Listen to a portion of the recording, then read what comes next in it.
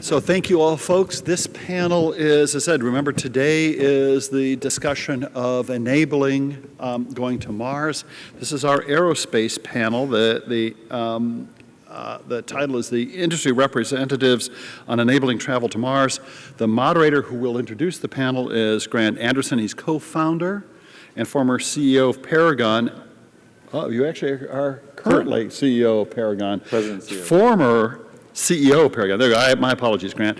He's since been named Paragon's new president and CEO. There, I've got it. Responsible for the organization, management, operations, and infrastructure. Prior to co-founding Paragon, I'm continuing to get this right, Grant was employed at Lockheed Martin, where he led the systems and conceptual design of multiple spacecraft. He has led development and qualification of experimental flight hardware for 5 shuttle flights, 2 Mir missions, a Russian Progress, and the first commercial payload on ISS. Did I get that pretty close to being right? Pretty close, and I'll check with my board about whether I'm still CEO. Great. If I can ever get if I'll ever be given this job again. Thank you, Grant. The floor is yours. Thank you very much. Okay, today we've got a panel called the Industry Reps on Enabling Travel to Mars. It reminds me of a joke that my 18-year-old just told me. He came out one morning and said, "Hey, Dad, you know there's 2 types of people in the world, those that can extrapolate from incomplete data. But the people here, really, they're a panel that are made up of people that don't really have incomplete data. They're deep into it and working on different things going to Mars. The people here today are from, starting right next to me, Charlie Precourt. He's the Vice President and General Manager of Propulsion Systems for the Flight Systems Group at Orbital ATK. There's John Elbin. He's the Vice President and General Manager of the Space Exploration Division of Boeing Defense, Space, and Security at Boeing, of course. Wanda Segura, who's the Vice President and General Manager of Civil Space for Lockheed Martin Corporation. And Julie Van Cleek, the Vice President, Advanced Space and Launch Business Unit of Aerojet Rocketdyne. I do want to say that Julie's going to have to leave a little bit early, so once we get through, I'll bias a few questions towards her, and at about 10:30, she's going to have to exit because of a late changing the schedule. I'm the moderator, as he said, Grant Anderson. I'm the President and CEO of Paragon Space Development Corporation. Our conversation, what we'll try to do is highlight the areas of enabling technologies and problems that need to be solved. And perhaps not all of them are technology related, I should say. So what we're going to do today in our format, we're going to start off with a short discussion by each of the panel members, and then afterwards we're going to have a few questions. At about an hour in, we'll open up the floor for questions. So we're going to begin with you, Charlie. It's your first up. Thank you. Really a pleasure to be here as part of the industry team. We're excited to see this really become reality, taking us to Mars. So I wanted to just be the introducer for a lot of detail that we have relative to how, as the prime contractors for SLS and Orion, it fits into the bigger picture of getting us to Mars. Why we're going has to be really compelling, and I think for a crowd like this, you all have been studying this long enough that you have this pretty well understood, but I think it's important for all of us in this industry to be able to answer this question. It can be elusive. It is normally not just one answer. It is a lot of different answers, as I've shown on this slide here. Answering the fundamental questions, human and robotic collaborating together to find the biggest discoveries, igniting innovation and prosperity, and also because it's something that's closer now than it's ever been before that we're capable of doing it. But from my perspective, it's also really important to recognize that most of the big leaps we've made in space have been because there's been a strategic interest. And this one has a strategic interest as well. When you consider that being able to visibly demonstrate that we are capable of doing things that haven't been done in space before as a nation, we are visibly showing the world that we're leaders in space, and we're securing our access to a $330 billion a year economy in space revenues. That's really, really important to us strategically as a nation, and certainly to all of us in industry. So with that as a backdrop, I wanted to just share as an introduction how SLS and Orion are fitting into the bigger picture. The Space Launch System and Orion are designed from the get-go to enable multiple destinations. This is a very challenging thing as compared to, this isn't even to scale, but most of you, I think, are familiar with these C3 constants, which basically C30 is escape velocity from the Earth-Moon system. The energy required to go to these places is immense. And so Mars being 35 million miles away at its closest approach is, you know, compared to 250,000 miles for the moon, is an immense challenge. However, SLS and Orion have been shown with the design that we put on them to be able to, for instance, take 5 years off the transit time to Europa and to put what it took 40 missions to do with Space Shuttle to build the space station, to put enough mass on the surface of Mars in 6 or so SLS launches is a phenomenal capability. So we've come up with this concept that there are 6 elements, and I don't know why that skipped past, sorry. See if I can get it to go. There's 6 essential capabilities to allow us to get to Mars. As a matter of fact, these capabilities have been used for space station when you think about it.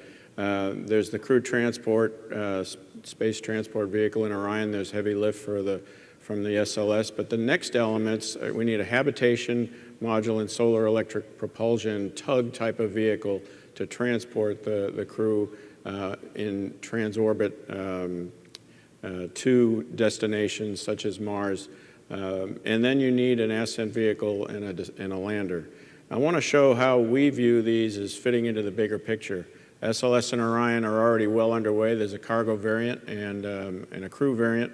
A lot of people may have the false impression that this is like Apollo. It's one launch, everything to the surface and back. And when you consider the immense distances and the logistics required, it's more like 6 or so of the vehicles to muster the minimum necessary logistics to get there. But as you go through the sequencing of these elements, the 6 essential capabilities, you start with a cargo for Mars that would go position itself in an Earth-Moon L2 orbit.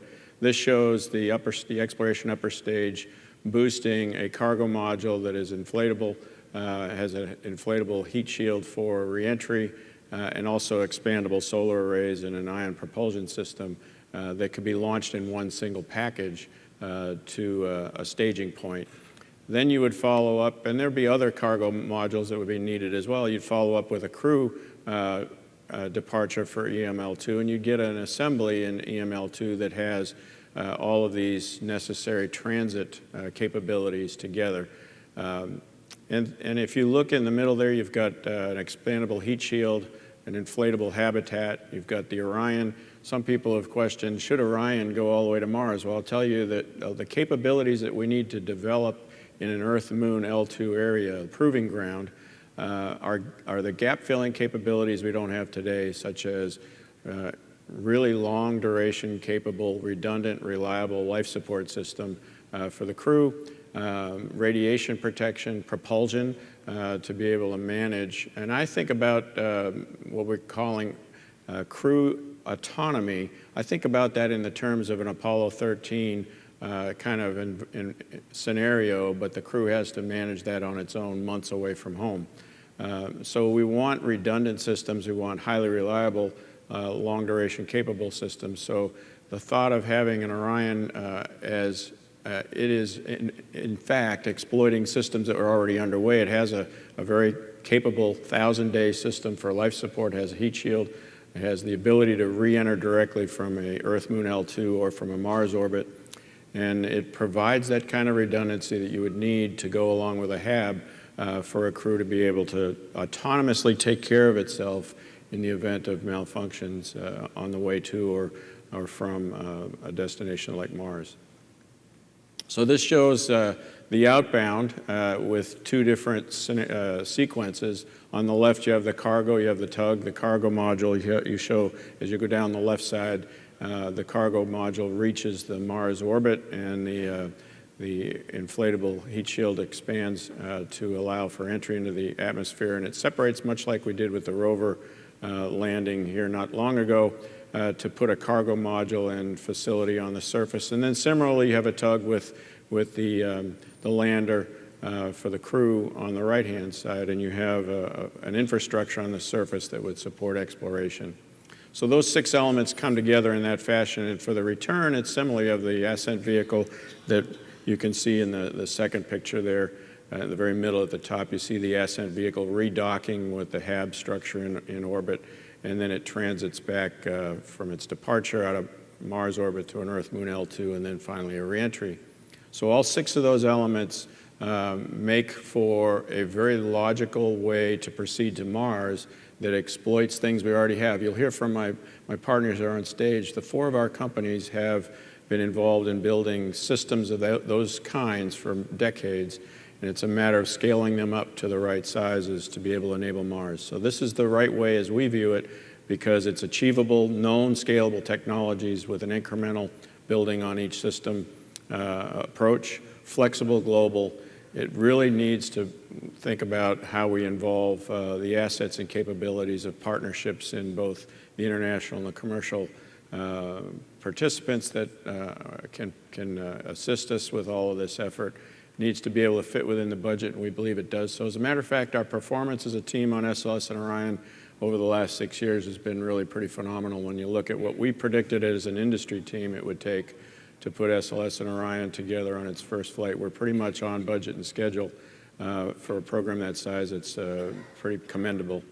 And it needs to be able to evolve and bring on-ramps as new technologies emerge. And so a successful endeavor will, by definition, we believe, include international partners, rely on proven technology, and then systematically address the risks to return a crew safely.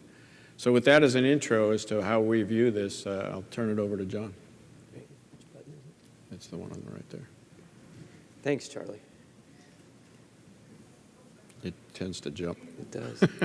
Good to be here. This is an exciting conference. I think the discussion just before us was real exciting with Andy and generating the enthusiasm around going to Mars. It's exciting. It's also been really cool to work with the 4 of us, as Charlie mentioned, have been working together on developing architectures and concepts for going to Mars.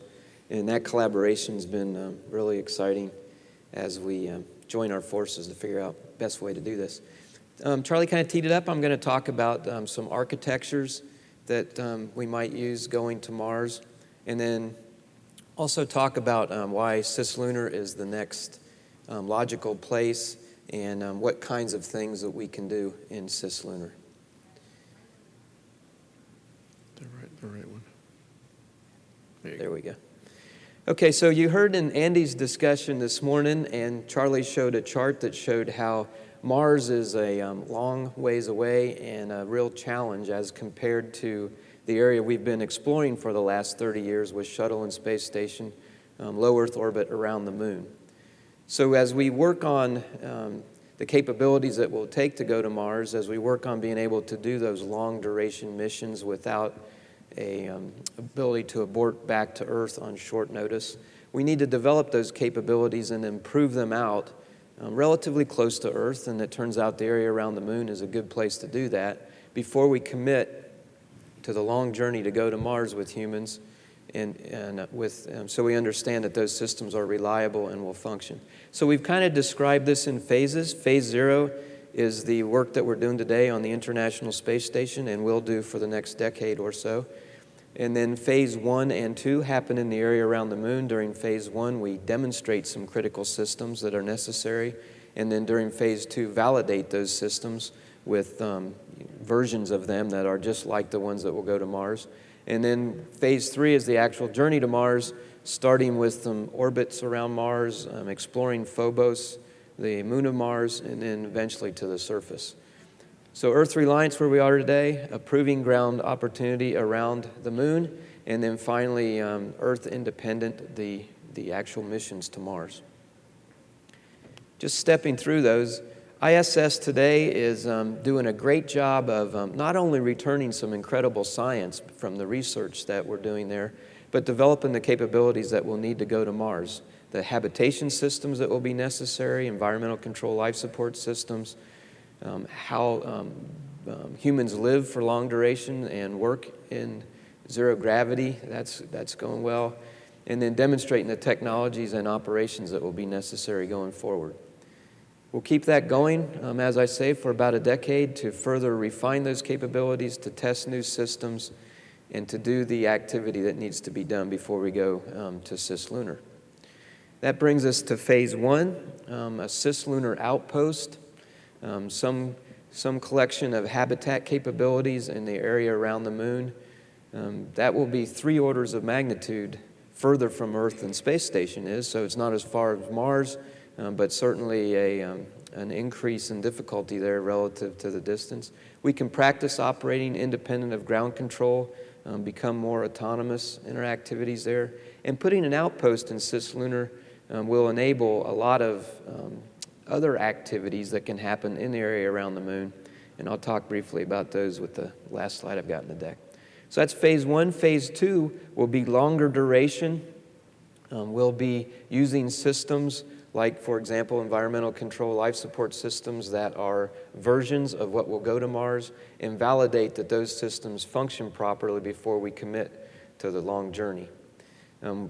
Ultimately, we'll do something like a 1-year mission that will be a shakedown cruise and demonstrate those systems and our operational capabilities that are necessary. Then we'll move to phase, we called it phase 3.1. That would be Martian orbit, the moons of Mars, demonstrating that long journey to Mars and the capabilities necessary to do that. We can perform some really groundbreaking science there. We can study Phobos and Deimos. We can teleoperate robots on the surface of Mars, and doing that without the time delays that we experience today with the robots we have on the surface will make them much more effective, and so we'll be able to do more science in a shorter time. We can perhaps bring back samples from the surface of Mars on these missions, and then we can really do the work to figure out what landing sites will be necessary or the most high value as we send humans to the surface. And then finally, you know, the landing humans on Mars, the first step to establishing a real presence on Mars, and kind of the main objective, or at least the near-term objective of our whole mission here. As Charlie mentioned, it'll probably take 6 SLS flights to do this kind of mission, 6, 7, 5, 6, 7, something like that. The architecture is not defined well enough to know for sure. But compare that to the 27 shuttle missions it took station, because it launched smaller payloads, and you get a sense of why being able to launch large building blocks on SLS is important. I wanted just to show one more slide, and that is, as we go to Cislunar, why would we go there? Well, the obvious reason that we've talked about is as a proving ground to develop these capabilities, but it will really enable a lot of other things that could happen in the area around the moon. There's an opportunity perhaps to bring an asteroid back to there and explore it in Cislunar. Commercial resupply services can be used to resupply the habitat there. It could enable international governments or private industry to descend from that outpost to the surface of the moon. That would be a lot easier than starting from Earth and doing that kind of exploration. Well, we can start doing some exploration of potential of mining the moon's surface, doing telerobotic operations of the far side of the moon. So there's a lot of things that will be enabled by Cislunar, in addition to being the proving ground for demonstrating the systems that are needed for deep space. So with that, I'll turn it over to Wanda to talk about some of the other activities that are possible. Thanks, John.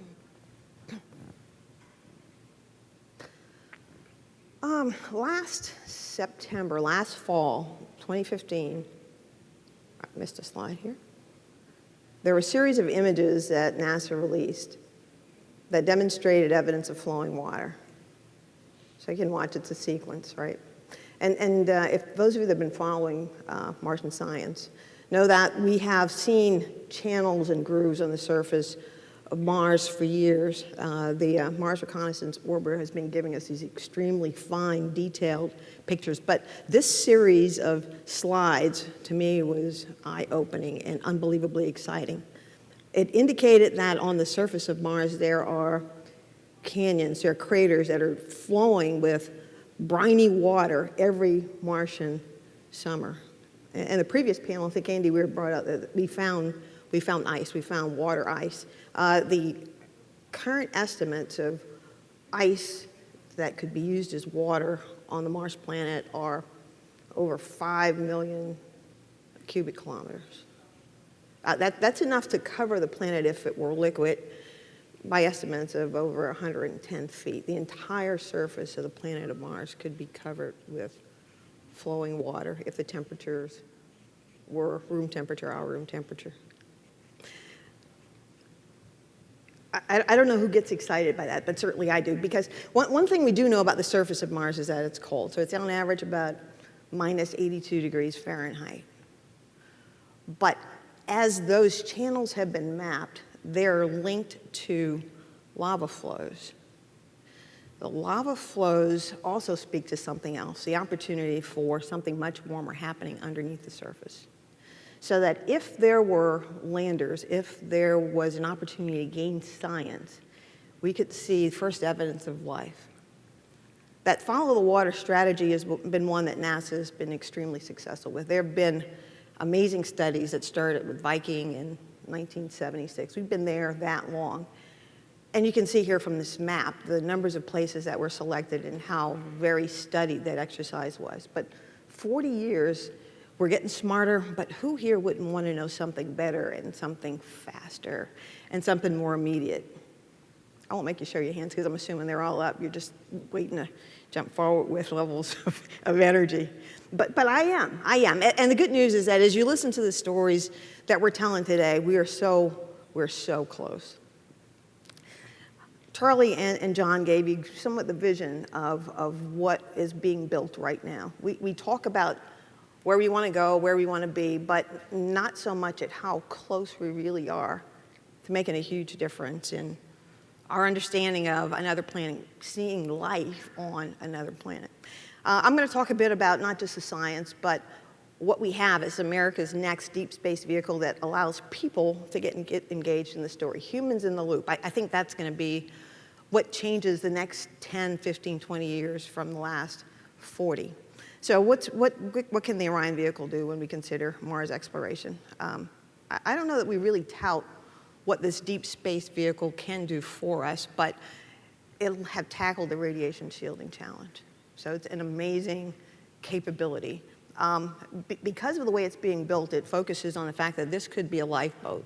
So there are redundant systems. There are major computers that are capable. In fact, there's a nod there to the fact that we've got more internet capability in the Orion vehicle than most folks have access to in their everyday lives, and the systems are redundant because even though we consider contingencies as something that may never happen, if you're that far away from Earth, you want to have a lifeboat, something that could sustain life for weeks or maybe even months if you happen to have to leave the planet, waiting for the next opportunity to get back.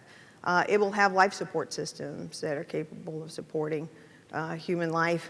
And oh, by the way, it's got a thermal protection system that's amazing that can return from either moon orbits or Mars orbits. We're making great progress. Julie will talk a bit more about the progress on the SLS program, but I just want to let you guys know that your next deep space vehicle, the crew module for the next deep space vehicle is complete. The parts have been built, and they've been successfully tested just recently at Kennedy Space Center. So we consider that there is something that we haven't been talking about. The fact that Orion can go to Mars, certainly it's going to play a critical role in our missions to the moon, but it is the core of our next interplanetary spaceship.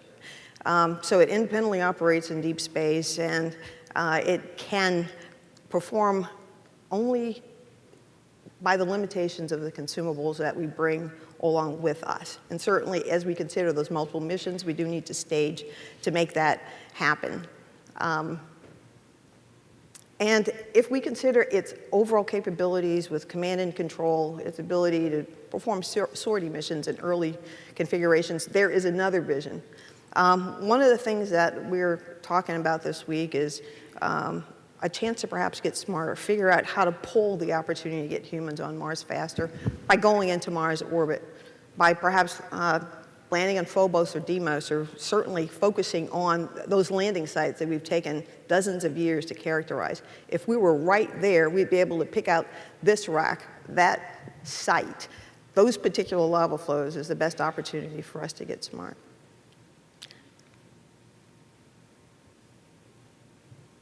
We're calling it Mars Base Camp, at least in the Lockheed Martin vernacular, and it will focus on the big three science questions of who we are and are we alone, with an ability to perhaps rendezvous and understand the surface of Mars using things that are available today. UAVs, for example. Imagine a whole fleet of them on the surface, pre-positioned on the surface of the planet.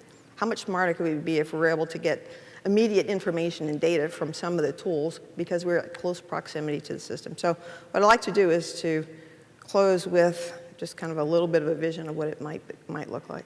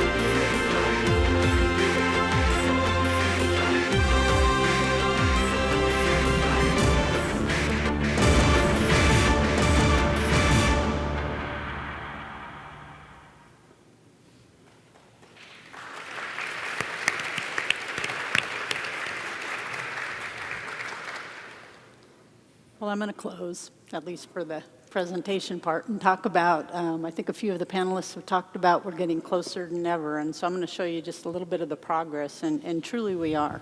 I mean, it's really exciting to see the systems come together, and actually that launch the first launch is coming up really soon, within 2 years, so talk a little bit about this. You know, Charlie mentioned we, as an industry team, we've stayed on budget and schedule. And you know, for programs like this, that's not trivial. I mean, there's so many stories of overruns and we don't get there in time. And truly, you know, we set out to do this several years ago. We're on track. There have been a little bit of funding hiccups, but we're going to launch in 2018. And I'm going to show you some pictures of some of the systems that are coming together. And if you have a chance to go down to any of the sites where we're building hardware or come to some of the tests, go down to Kennedy, you get a sense of how real this is. And as I put some of these slides together and started talking about what's next and what are our milestones, there are so many milestones, so many things happening now that there's more than you can put on charts. But you know, on the SLS, we're actually building the rocket down at MAF. It's some pretty incredible progress. When you go down and see the scale of the tanks there, it's mind-boggling.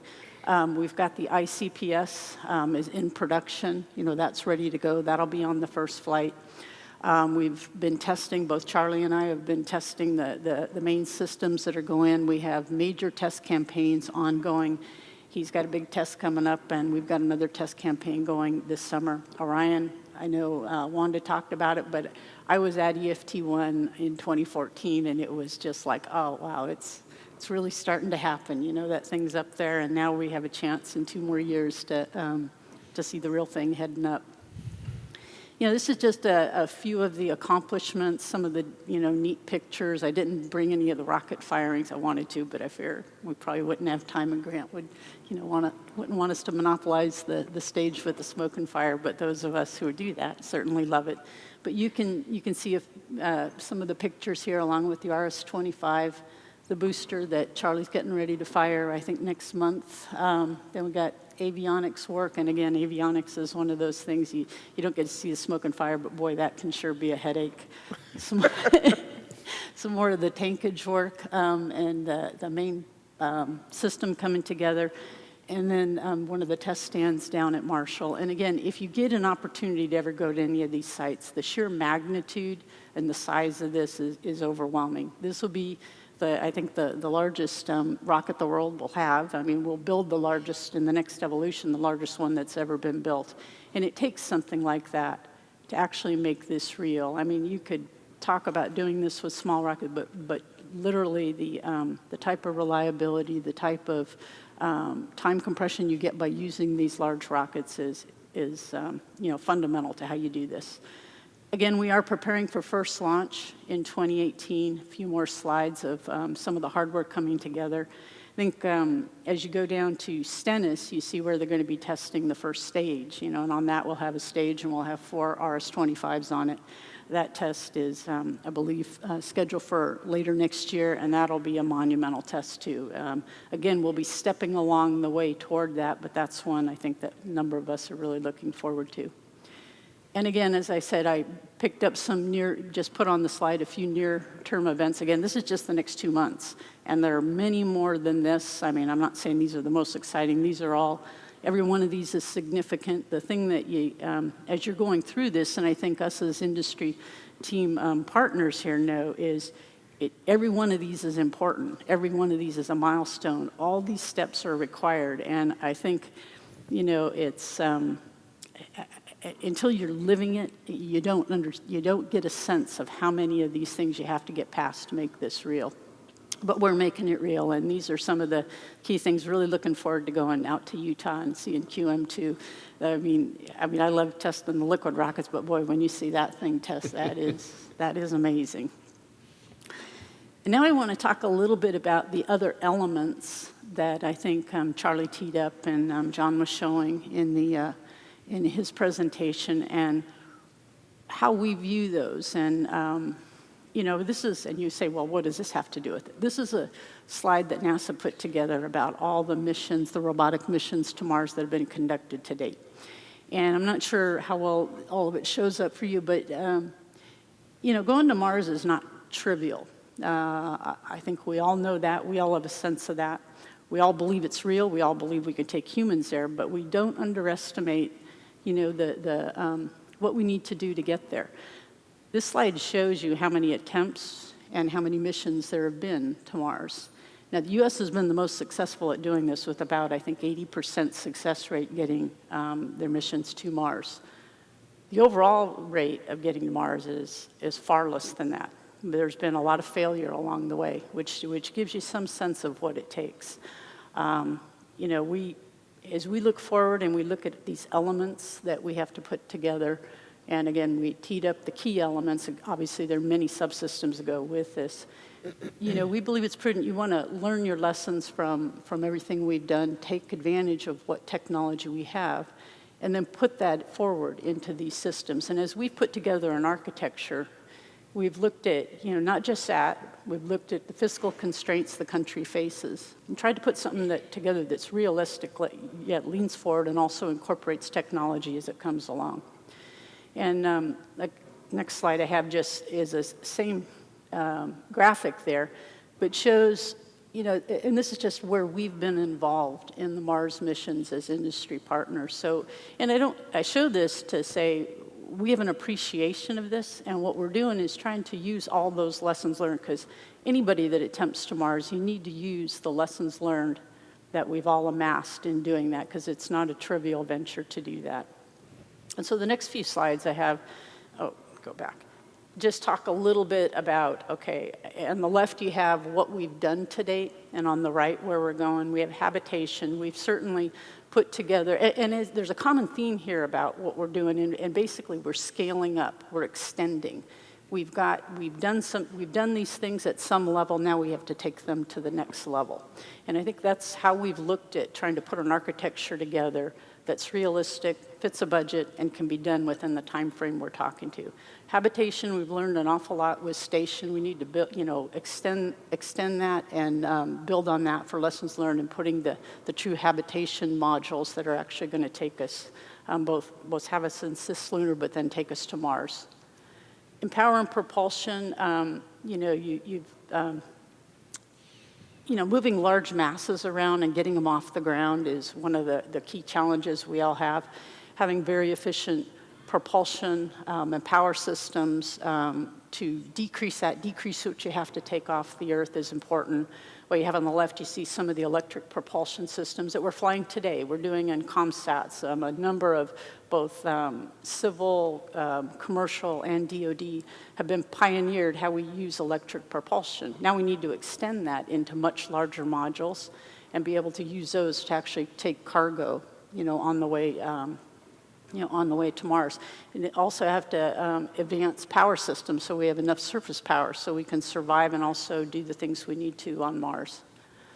Ascent vehicles, we've clearly had experience with ascent vehicles going back with Apollo An ascent vehicle is essentially a stage that we have to have. Now we have to have one that we operate remotely. We have to have one that has been in existence for a lot longer time than usual.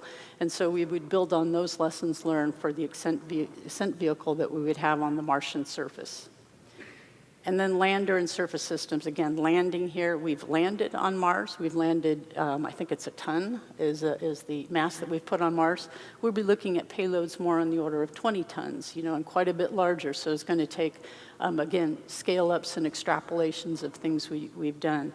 Again, we look at this and there's no, invention that has to happen here. It's scale-up. It's using good engineering principles. I think as we've looked at the architecture, we can all taste it and see that Mars is within our sights, but I think we don't underestimate, some of the engineering we still need to do. But I think we're all up to the task and looking forward to it. Okay, well, thank you very much. Julia, like I promised, sorry, yeah.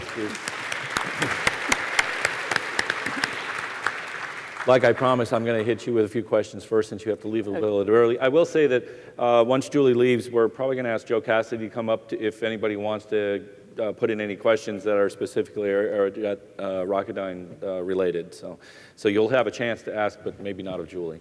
So Julie, on the last chart you had there, you were mentioning the in-space propulsion stuff. I noticed there was a lot of solar arrays with the electrical system. What do you think? Nuclear electric propulsion is going to be a possibility, or is it just we're just not thinking nuclear going? We've certainly are working and have evaluated nuclear propulsion, both nuclear electric and nuclear thermal. I think near term, as we're looking at the first, these first convoys to Mars, we're looking at solar electric. With nuclear, there are. If you look first at nuclear, well, there's regulatory things and political things, and we can't. There's technology there. We can probably do more than we think, but we do have to realize those are there, and we have to work those. From a crew transport, nuclear thermal, long term is probably something that will decrease trip times. But again, it's one of those. There are some technologies that are very promising. In this time frame, I think we're going to probably need a little more time than this, but we're going to continue to work the technology and insert it when it makes sense. I mean, we can't look at this as a point mission. We're not going once, okay? We want to look at this, so we want this to be sustainable. We don't want this to go there and then quit, and not do that. We want to have this a continuum. So you'd see different on-ramps of these technologies as they became available, and then you have to also balance funding. Okay, how much money do you put toward the emerging technology and delay or, impact missions? Because there's only so much money to be doing this. And then wouldn't you agree it would be a mix potentially? Yeah. So there are different levels of electric propulsion systems. Yeah, and I think as you scale it up, the nuclear certainly can provide you some pretty intense power, and then as you scale up the thruster and the integration technology, you'd move toward that. But I think it's one of those. It's not one or the other. It's we have a realistic way to do this, and as the technologies mature, you'd insert them because they'd provide benefits to you. Anybody else want to comment on that? Okay, the InSight mission is going to be flying to Mars in 2018, and it's using a very proven LM Phoenix type lander, EDL concept. I saw an EDL concept there that had inflatables, but how about retro hypersonics? That was mentioned yesterday as a enabling technology too. Is that an either or also, or was the idea that you would come in with an inflatable balloon type structure and then go to retro hypersonic propulsion, or? Interesting question. First, I was unfortunately unable to attend yesterday, so I don't know the references that were made.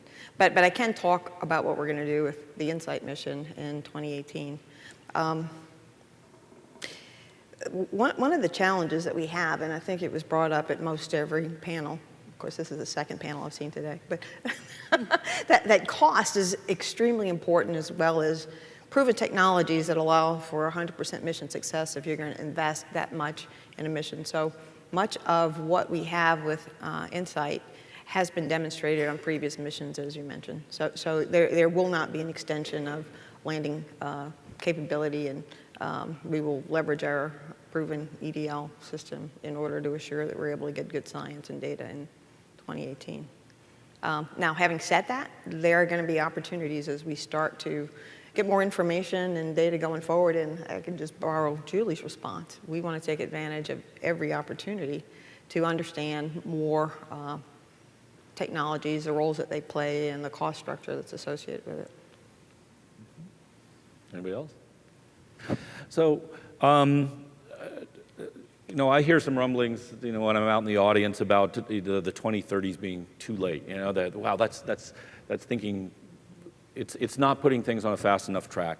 And that brings to mind two questions. One is, with more funding, how fast could we do it? And then, Wanda, I noticed in your chart you had a 2028 number there. So, what's the feeling of the panel? Can we do this faster if the funding was there? You want to speak to the 2028 is more of a flyby and an orbiting Well, mission 2028 is it's humans in Mars orbit, right. So it's not boots on Mars, but I do think that window, 10-ish years or so, feels like we're leaning forward. We're taking advantage of all the test objectives that we've laid out with NASA and pull them to the left to see if we can do all those hard things first, and then allow for us to take advantage of every year, every opportunity in the mid-20s. Julie showed a chart of milestones, and the thing that I always thought was funny is that she's just leaning forward 2 months, and she's got a chart full of things that are going to happen. As you lay out the things that are going to be laid out over the next 10 years or so, you're going to see some things that I think will be mind-blowing. 2024, we will be living and working around the moon. That I think most people can feel 2024 is something real. 2028, we will be able to get real-time information and data on what's occurring on the surface of Mars, with scientists, astronauts actually making the decisions necessary to figure out where's the next appropriate landing site, what are the technologies. We can now see this location versus that location, and making those decisions happen faster, and providing the information and data that will allow for an early 2030s boots on Mars activity. In fact, I think that this leaning forward exercise will move all those things to the left. Now, to your question, will money help? And the answer is, of course. I think it would help two ways, at least. Right now, we're on a path that says we are developing certain capabilities within the funding curve, and then once those capabilities are developed and operational, then that frees up money to develop the next capabilities. If we had increased funding, we could do that in parallel and be working on things like a lander now, for example. The other way it can help is because the funding is flat, many of our programs are being executed in a less than optimal kind of way. A typical development program has a real peak around CDR, and that kind of stays there through the integration and test. And that flatter funding that we have causes that to squish out, and it's not an area under the curve that stays constant. As the schedule gets longer, the area in the curve ends up growing. So I think two things: we could be more optimal executing each of the individual programs, and we could do the programs in parallel if we had more funding than we have today, and certainly that would accelerate our ability to get to Mars. And I hate to interrupt you, but as John was talking, one of the things that helps with a longer-term funding commitment is that you're able to now manufacture differently and build differently and create partnerships differently. For those of you that have been in the business of building anything, you'll recognize that tooling is different when you know that you've got a regular production line. Costs come down when you have a regular production line. That commitment to funding, not just it being there and being bigger, but being a long-term commitment, makes a big difference. And I would add, too, though, the other consideration is if you look at this plan, it's a nice building block approach that culminates in an early 2030s landing, late 20s Mars orbit operation. When you think of the human element of this, we have operated well on space station. If you compare my own personal experience with the near misses that happened with the shuttle Mir program, with numerous failures on the Mir station that were, in fact, informative of how we have been able to avoid those on space station. Yet the ability to operate space station is dependent on routine resurfacing, parts that get brought up, crew that is instructed to replace them, crews that are replaced. And so we don't have that benefit when we leave EML2 and head on out to Mars. You're going on an orbit to an orbit that can't be reached. You have to be able to do all these things on your own. So a shakedown cruise in the lunar orbit area of the kind of infrastructure and operation that we're going to do when we commit to going to Mars with crew is really an essential building block approach. And if you look at the funding we have and the need to develop these capabilities with the crew's sustainable living and being healthy, it feels about a really good timeline approach, and the funding profile matches such that we can phase the 6 elements that we need over time, and landers come into being when we need them, not before. So it's a pretty good plan given the funding realities that we have. Sure, you could do a lot more in parallel, a lot faster if you had more funding, and that'd be great. But even if we had that, I think we would be using those resources to do a little bit more in the Earth-Moon environment anyway to make sure that the crew is going to be able to sustain and be healthy throughout the full mission.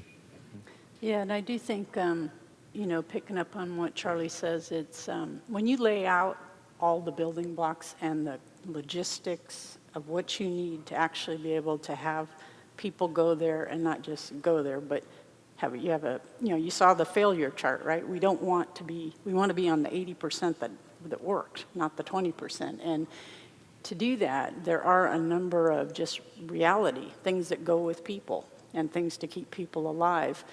And you can put things in parallel, and maybe we can be developing these systems, but they are going to bump, they're going to require more resources to do that. And then we'll be doing things in parallel, which might not be, optimum from a crew safety standpoint. So more money is you possibly could pull it to the right. It likely would, you'd run parallel things, some of which wouldn't work, and we can do that. I mean, I always get this thing, if you had a gun to your head, how fast could you do it? We could do it faster, but this is the path we've laid out is, like I said, trying to be fiscally responsible, yet there's a lot to be done here. I mean, there are a lot of details to work out to do this. We can do them, but there's a lot of stuff. Okay. And then, Julie, I know it's getting towards time you have to leave. Is there anything last thing you want to say before you take off when we bring out Joe? Go Mars. Okay, well, thank you very much, Julie. Thank you. Thanks, Julie.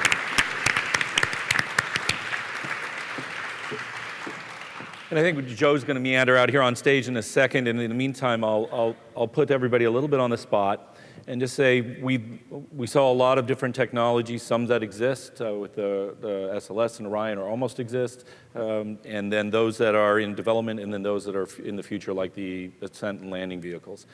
What is, in your mind, and it doesn't have to be the hardware, what's the one long pole in the tent? If you were to do the program plan right now, what's the thing that's pushing things to the right for a Mars mission?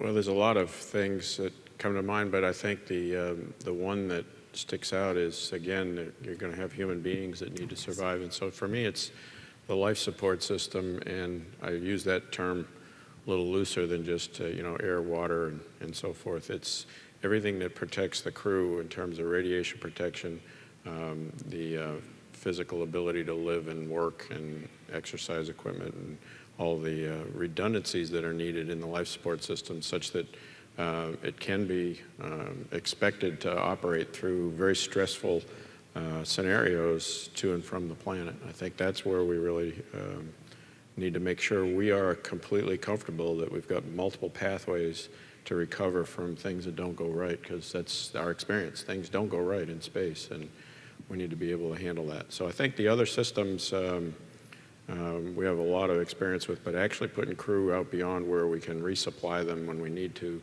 and send them spare parts if we need to, that's going to be a challenge. I'd add, let's see, there's several technology challenges that got to be worked. Charlie mentioned ECLS, descent and landing. I'm going to depart from technology. I think the biggest challenge in the tentpole that we have to work is keeping momentum and focus on a path, and laying out an architecture and approach, committing to that and executing that over a relatively long period of time through several administrations, and not let ourselves get diverted by entertaining every idea that comes up that might be an option instead of that path. It's important at some phase that we have that dialogue and we look at all the ideas and different ways we could do it. But eventually we got to pick a path, commit to it, keep the funding there to support it, and go. And to the extent that we do that, we will get there quicker and at a lower cost. To the extent that we allow ourselves to be diverted and distracted from that, the schedule will grow and the funding will grow. The technological problems are what we're about. I mean, we've been doing that. We know how to do that stuff. Keeping the program on track, I think, is the long pole. Those are good answers. Yeah, it is. I tell you what came to mind to me was something that's similar but different. I know that technology challenges are out there, but we found access to the smartest, most passionate folks that you're going to find. And given those challenges, they inevitably in our business work their way through it. But this will be a complex endeavor. It's not just a series of separate technology challenges. It will be funding combinations and different contract mechanisms. It'll be international. There'll be dozens of countries involved in contributions. And this is not just a U.S. mission, it's humanity's mission to Mars. There will be opportunities for everyone to play. Now having said that, I have no doubt that we'll be able to focus on the individual bits and pieces, and with a focus on ECLSS, we'll be able to design an ecosystem. With a focus on propulsion, we'll be able to knock that one out. But all of this is going to have to come together in the most complex systems engineering challenge ever, and it's all got to work. So I would say that how we maintain a vision, do the subsystem assessment, and make sure that everything gets optimized so that we don't favor one thing over another, so that mass is excessive, or testing eats up available resources, or we focus in one area more so than another. As we are able to see this as a complete vision, as we were able to then consider it from that systems perspective, I think we're better able to be successful overall. And Joe, welcome to the stage. If you want to just say your title too, so not everybody knows you out there. But then, okay, I think everybody was here yesterday probably knows me and is sick of me by now. But Joe Cassidy from our Washington office, Executive Director for Space. Mm-hmm. So, and I was just going to say, picking up on the comments of everyone here, completely agree with Wanda. I think taking the holistic approach is the only way to really look at this problem. And in our architecture studies that we've been doing, that's exactly what we're doing, because what you do in the in-space part completely affects how you do all the other elements of the mission. Coming back to John's comment about the commitment and keeping things sold, I think we've got to do compelling missions on a regular cadence that show people we're making progress. And some of that is this work that we'll do out in cislunar space, and ties back to what Charlie said, the ECLSS systems, the behavior of the ECLSS systems on station was a surprise. Once we tested them on the ground, once we got them up there, things worked differently in microgravity. Now we're adding the additional element of radiation by going on these deep space voyages. We've got to go test that out beyond the belts so we really understand that. And that can all come together and make this work, I think. Well, and since you mentioned ECLSS systems, and of course they're near and dear to my heart, for those people who don't know, Paragon does life support and environmental control in extreme environments. One of the things, criticism I've heard of ISS a lot is there was not enough integrated systems testing of the life support system. So we had the issues with carbon dioxide permeating through Teflon tubes and stuff of that nature. How many times do you think you're going to need to see the environmental control system on the ground that's integrated operate through a full mission cycle before you're confident that you're going to be able to send it to Mars? Yeah, we actually did quite a bit of testing on the ground for space station. Oh, I'm sorry. I ended up running a few of those. Let's see. So there was a lab that was built that closed the loop, and then we put it all together in the HAB module, and we ran that test. I think the thing is it operates differently in zero gravity. And so a real important thing for this process that we're going to go through, especially for ECLS, is to develop the technologies that are going to be needed to upgrade what we have today and test those technologies first, kind of as technologies on the space station, and then put together early versions of that and test it during phase 1 of Cislunar. And then finally, build the version that we think is what we're going to take to Mars and use it in phase 2 of Cislunar, where we'll operate it for missions of up to a year to give it a good shakedown. That stuff, you can test the heck out of it on the ground and in the labs. It's really got to operate in zero gravity in the environment that you're going to be using it in to really shake it out and understand it. Yeah. So I think that's important. It's really test as you fly. Right. Yeah, and I apologize. I didn't mean to denigrate the testing that was done. I know there was a fair amount done. Yeah. But there were still surprises, as they say. So, Charlie, I'm gonna hit you for a second. I noticed you had an inflatable there. I was surprised that I didn't see a growing Cygnus module as opposed to an inflatable. Do you think the inflatable is going to be the way to go? Well, so certainly we're pursuing expansion of Cygnus as an opportunity. What we're showing in this architecture, obviously, is a number of things that are imminently available or already available. And I think what we're going to look at with Cygnus is an extension of the capability to make sure that it's adapted to the environment we're talking about here. The inflatable that's shown in this architecture provides volume that is going to be at a premium. And so it doesn't mean that that's the answer, and there'll be other things considered along the way, but as we show the concept of the 6 elements, this particular notional, I would call it, architecture had the inflatables. They have a really good benefit in the fact that they're packaged well for launch, but we see Cygnus as being evolvable because it's already got proven capabilities on orbit that can be extended, and we'll do that, whether they're used for actual habitats or logistics modules to a lunar outpost will be determined as we go. So it's certainly an asset in our toolkit, and we're going to keep exploiting it because it's had a number of good successes already. Anybody else comment on that? So we're going to be opening to questions in the audience and just after 1 or 2 more questions. So if the people who have mics, if they could get ready to distribute them, I'd appreciate that.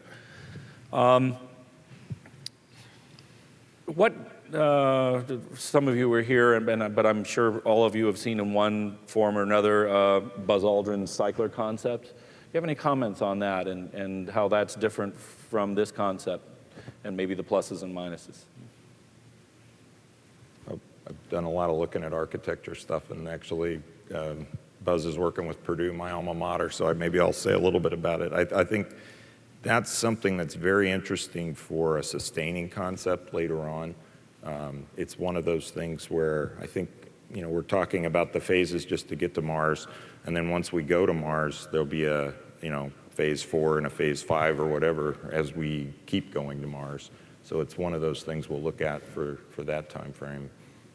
But it's not something that we need initially to do these first missions, and it isn't as much of a evolutionary step as it is a revolutionary type of thing.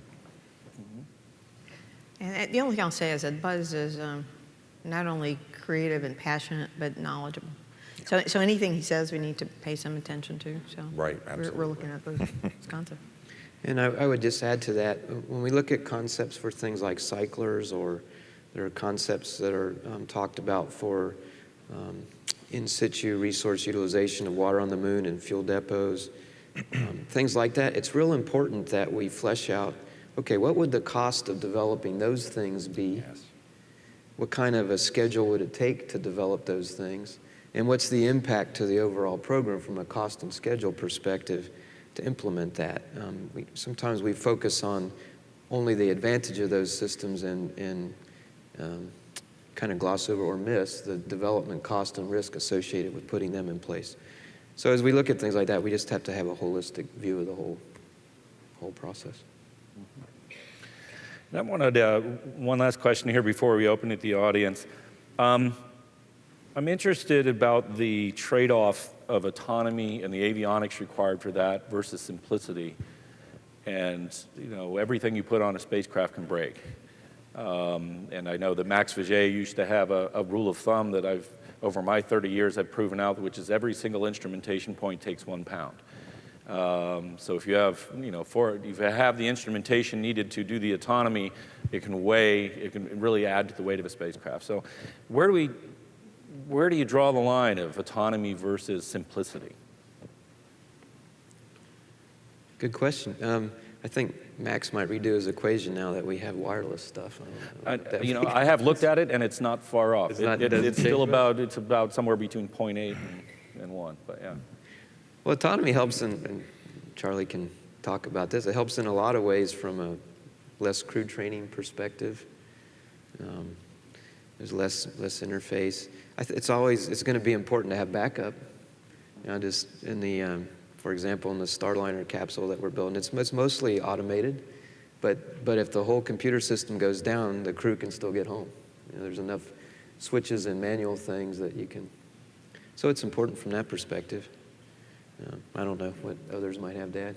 I would just, if you take the lesson of Space Shuttle, multiple complex systems on board, the crew and training was intense and required a lot of currency of training to be able to keep up with managing of the different systems, whether it be APUs or life support systems or thrusters, main engines, you name it. They were all triply redundant or more. The computer systems themselves, there were 4 redundant computers and a 5th backup with different software.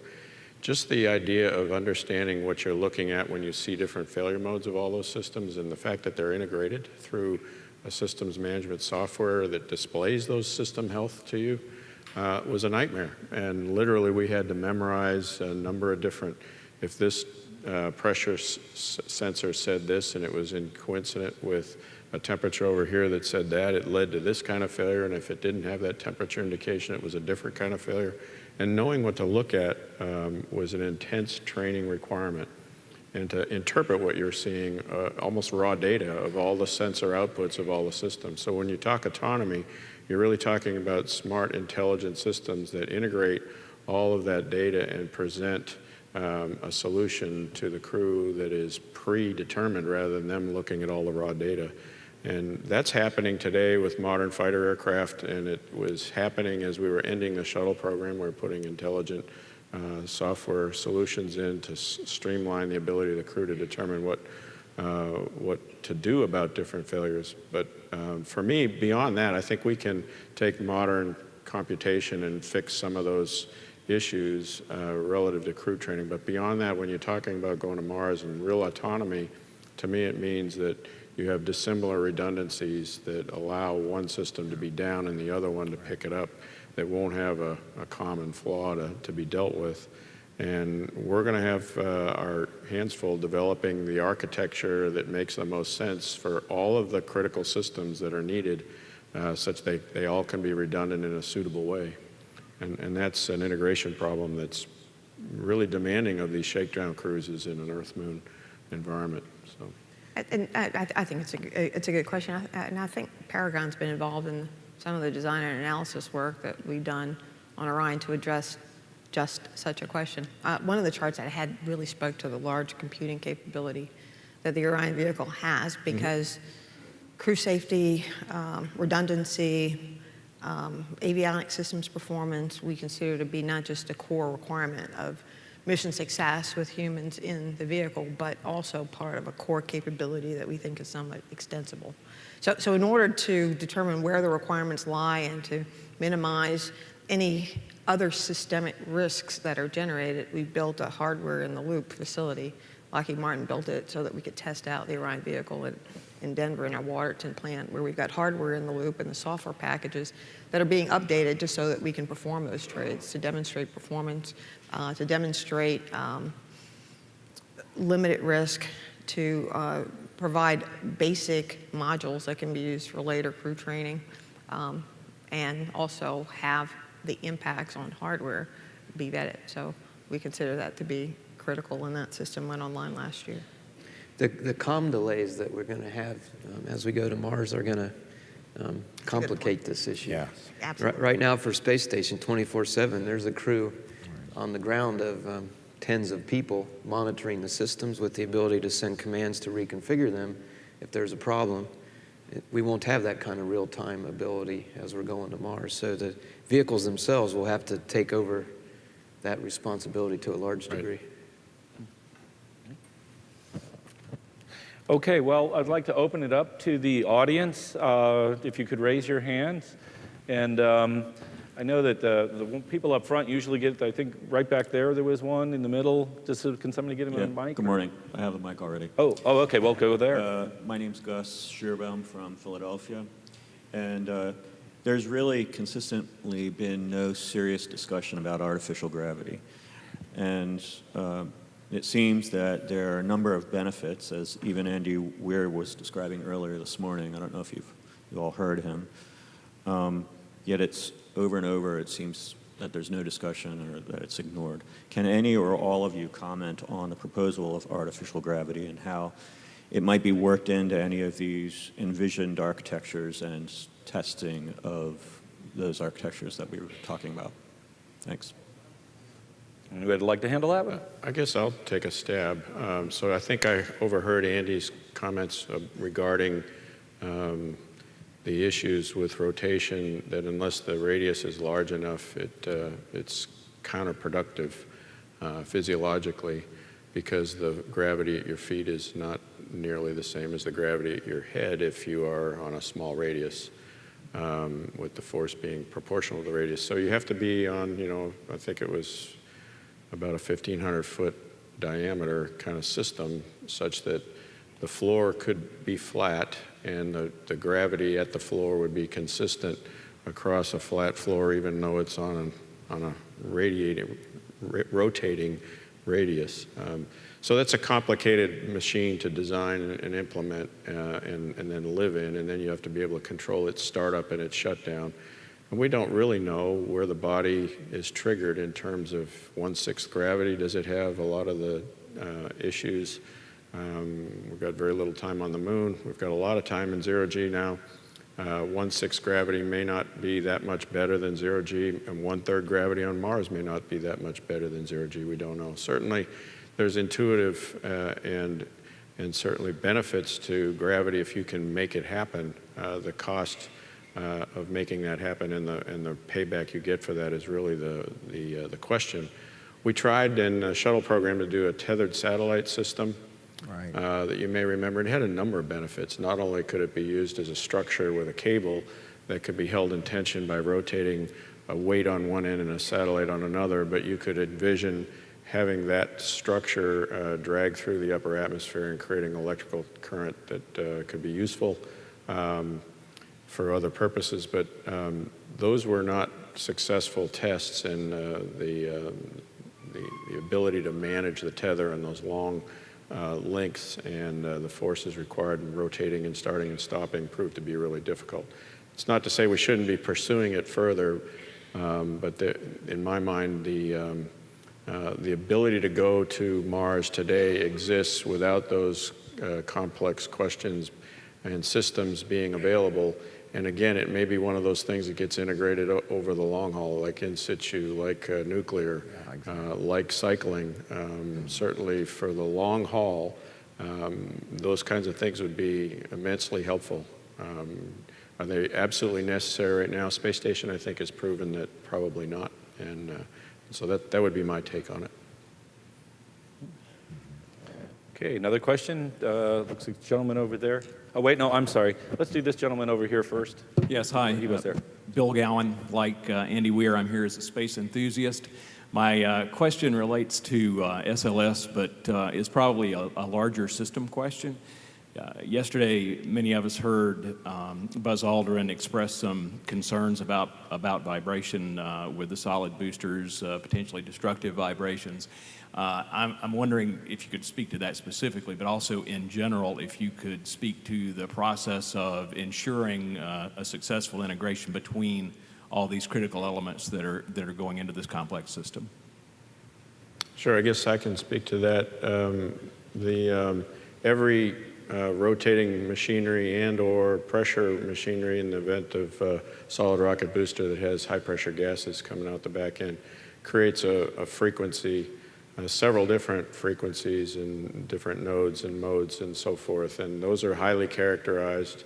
In the case of what he was describing was a frequency that emerged during the earlier Constellation program, where that frequency of the booster resonated with the upper stage structure.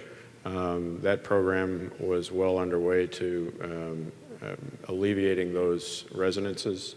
That's a fundamental design constraint that is factored into the early developments from PDR to CDR. And we had, I think at the time, on that particular design, we had 4 or 5 mitigations that were in place that would have alleviated that concern. It was talked about a lot at the time. It's a technical challenge that every rocket has to address. The solid rocket boosters fly as high thrust propulsive elements on all of our satellite launchers. These boosters are derived from the space shuttle, which flew very, very well without vibration issues that were consequential for 135 shuttle flights. So it's in the configuration of the SLS, it's not an issue. And we're working really well with the integration across the core structure to make sure that those frequencies are managed within the design. So when you hear us talk with enthusiasm about something like a CDR, a critical design review, it's because of that. Yeah. And that through and dozens of other issues like it. Right. Yes, through subsystem tasks, we were able to take loads and roll them into our vehicle designs, and that's what we demonstrate. We demonstrate it through analysis and through test that the vehicle stack holds up through the launch environments. I'd just add a couple things, just an intuitive kind of thing. The vibrations from the SRBs on shuttle were taken care of by the mass of the shuttle and the tank. Right. The mass of the SLS stack is greater than that. Yeah, So yeah. the problem, where we had the concern was with a much lighter Ares The 1. Ares Exactly. Much smaller. And so you can intuitively see that. And I'll add to what Wanda said. There's a lot of integration of the design that's happening. One thing is our 4 chief engineers have a forum where they get together and they work integrated design issues across the whole SLS Orion stack, and then take those issues to NASA for consideration and disposition. That's working really well. And then Wanda was describing the whole design review process that happens. The SLS stack itself integration is the responsibility of an office called the Level 2 office at the Marshall Space Flight Center that we all support with our individual designs, and that gets rolled up into the integrated design, and then we each individually support that analysis at the integrated level. And that's all working really well, I'd say. It's all coming together. Very well. Okay. Gentleman over there. Mike Hembry, UTC Aerospace Systems. Other than maybe the picture was up on the screen, there doesn't seem to be a big EVA component other than maybe on the surface. Can you speak to what role you see EVA playing in the different phases that you have laid out? Wanda? No? Sure. Well, So I guess I'm trying to get my head around the question. So will EVA be required as we consider the multiple phases of the great journey that we're undertaking? The answer is absolutely. If we look at just International Space Station as a model, what you see is that as we progress over time, there will be opportunities for us to engage humans in the activity of assessing and adding components and structures. My expectation is that you're not going to only hear about us building capabilities and building a vehicle, but you're going to hear about stories of science that are going to take place over time. So how we integrate people in that story will be how this will feel different as we move forward. So there will be EVAs required as part of every single step of the proving ground, whether we're doing more work around space station or whether we're doing work around the moon or actually in the intermediate phases as we work our way to Mars. Definitely in orbit around Mars as well as on the surface. So around the Mars planet itself, we envision that if we are able to move everything such that the planets align, so to speak, in our 2028 initiative, and we're in orbit around the planet, there will be a number of tools and data collection devices, sample collection devices that are going to be going back and forth between our vehicle and the surface. I can only envision that that would engage a number of scientists, astronauts in collecting information and data and interacting. So if the question is, will EVA be required, the answer is absolutely. I think that as we talk about technologies that need to be developed, we will need to start talking about better suits for astronauts that will enable us. So that will be something else that we will discuss as we go forward. So there's more to come, and so I'd say definitely watch the space. From a mission standpoint, it will be largely different than space station. When I was in the astronaut program, we called it the wall of EVA as space station was being outfitted and assembled, because there were so many assembly flights required. And the beauty of the heavy lift system with Orion and SLS is that fewer flights, a lot of pre-integrated structures. So it won't be one of these where every single element requires a half a dozen EVAs to get it together. But I think the EVAs will be more mission-oriented towards the kinds of science that needs to be done, and/or contingency EVAs for repair of structure. Gets back to the crew autonomy kind of thing again, right? So it'll be a different world, but I think, as Wanda pointed out, it'll be needed at every phase along the way in a different way than we had on space station, or certainly for different objectives. And so and then prepping for on-surface operations, which has its own unique requirements. We'll need to develop that as well. So. And I probably should have foot stomped. Around the moon is where we're going to do major assembly of the vehicle that makes its way to Mars. Yeah.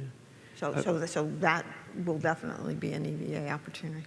I would just add, we didn't show any in the pictures, but Orion's capable of supporting EVAs out of Orion. Most of the architectures that we're talking about have an airlock as part of the configuration. Absolutely. To support those EVAs. And as you probably know, your corporation is involved in defining what the next generation of suits ought to be, and working on those procurements out of the Johnson Space Center.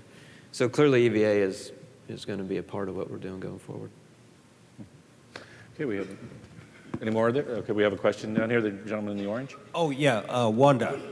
This morning I'm reading... Can you state who you are and where you're from? Jack Bavoner, and I'm a space enthusiast. This morning, reading my news, Lockheed Martin says it can have a manned outpost orbiting Mars by 2028.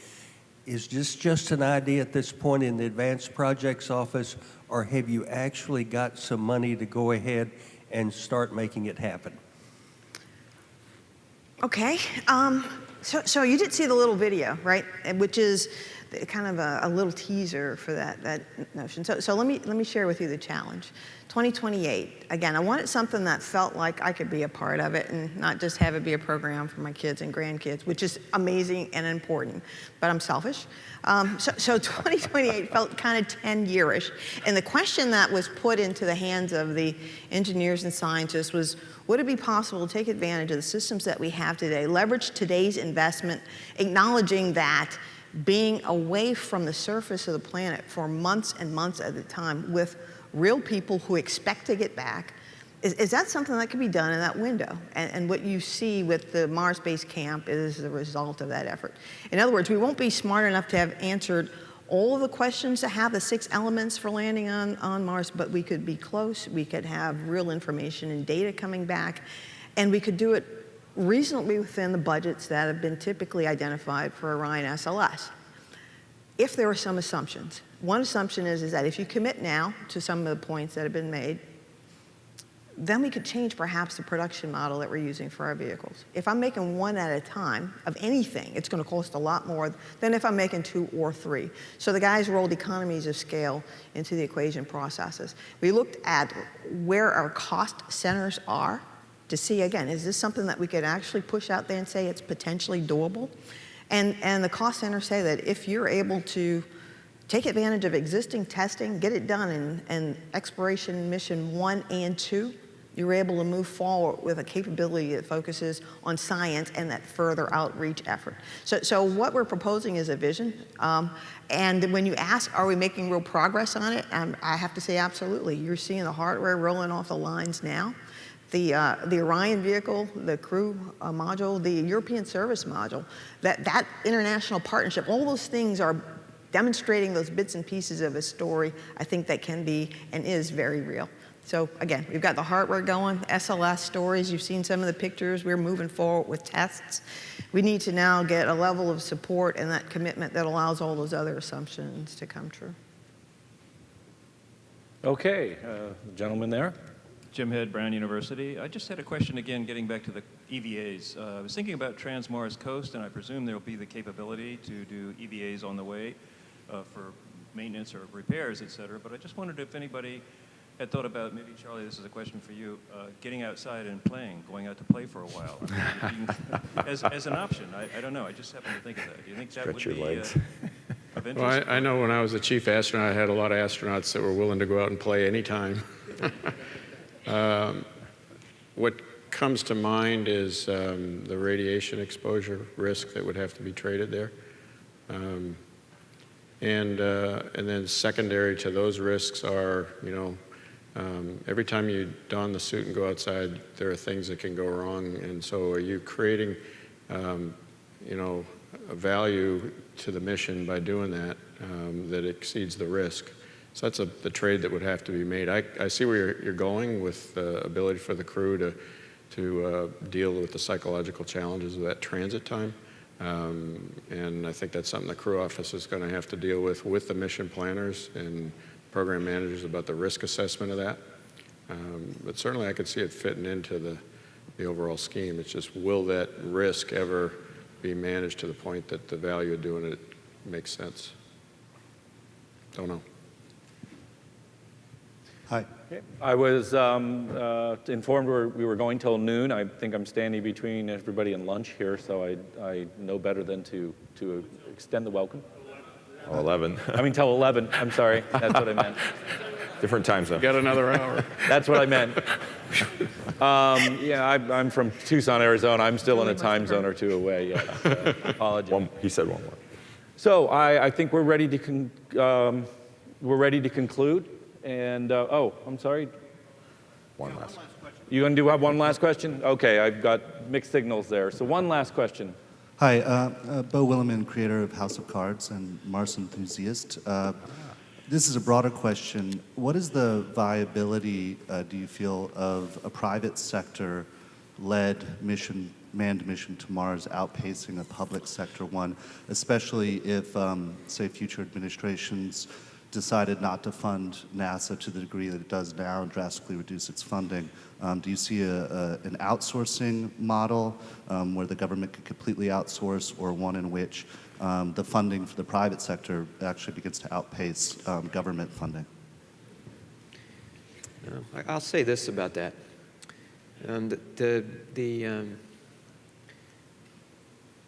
We've been going to low Earth orbit for 50 years, sending humans into low Earth orbit. Private industry has been able to take that knowledge, that technology, and leverage that into a transportation system to low Earth orbit. There's a lot of technology and operation scenarios and new things that we have to learn about going to Mars. And I think it's real important that we keep a NASA-led effort to do those things and develop those technologies so that folks can then come behind that and develop a commercial capability. I think it's less likely that those challenges will be tackled and solved and all the technology put in place on a path that it would take to do that if there isn't that NASA-led effort. So that's my thoughts on that. Okay, I think let's thank the speakers again. Thank you, guys. Okay, our break time, folks. We will resume sharply at 11:15 with science and human exploration of Mars. See you at 11:15.